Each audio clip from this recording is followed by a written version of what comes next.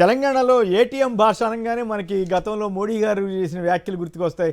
అమిత్ షా గారి స్పీచ్ మీద మీ కామెంట్ ఏమిటి విజయబాబు గారు?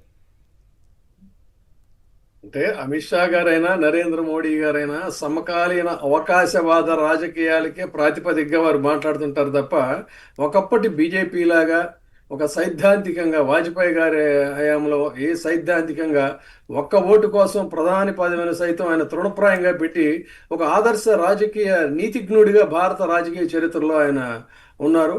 సో అటువంటి బీజేపీ వాళ్ళు ఏంటంటే పూర్తిగా ఫక్తు అవకాశవాద రాజకీయాలు. నిన్న అవసరమైతే భుజం తట్టి జగన్మోహన్ రెడ్డి గారిని ఆహా ఓహో అనడం, ఆ తర్వాత ఇప్పటి అవకాశవాద రాజకీయాల ప్రాతిపదికగా ఇక్కడ ఏం జరుగుతుందనేటువంటి దాన్ని కూడా గమనించకుండా వాళ్ళ అవసరాల కోసం ఇప్పుడు మరొక వ్యక్తుల మీద భుజం మీద చేయటం, ఇది ఈ రకంగా ఇదంతా కూడా దేశ ప్రజలు గమనిస్తున్నారండి. అయితే దురదృష్టం ఏంటంటే జాతీయ స్థాయిలో ఒక బలమైనటువంటి నాయకులు లేనటువంటి సందర్భంలో అనివార్యంగా వాళ్ళ యొక్క హవా నడుస్తుంది. కానీ ఇంత వయసు పైబడిన తర్వాత, సుదీర్ఘ రాజకీయ ప్రస్థానం చేసిన తర్వాత వారు సైతం కూడా ఒకసారి ఆత్మ పరిశీలన చేసుకొని ఏ విలువల కోసం మనం ఈ రాజకీయాలు నడుపుతున్నాం, అధికారం కోసమా లేదు అని అంటే ఈ సమాజంలో మనం ఒక రోల్ మోడల్స్గా మిగలడానికి అనేది వారు ఖచ్చితంగా ఆలోచించుకునే రోజైతే వస్తుందండి.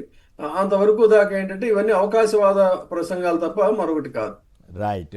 నిజంగానే మనకి ఏటీఎం అనగానే గతంలో పోలవరాన్ని ఉద్దేశించి మోడీ గారు చేసిన వ్యాఖ్యలు ఇవన్నీ గుర్తుకొస్తాయి. కానీ ఇప్పుడు మరి అట్లా గుర్తు చేసుకోవడం కూడా తప్పు అన్నట్లుగా ఏపీలో పరిస్థితుంది. అది వేరే విషయం.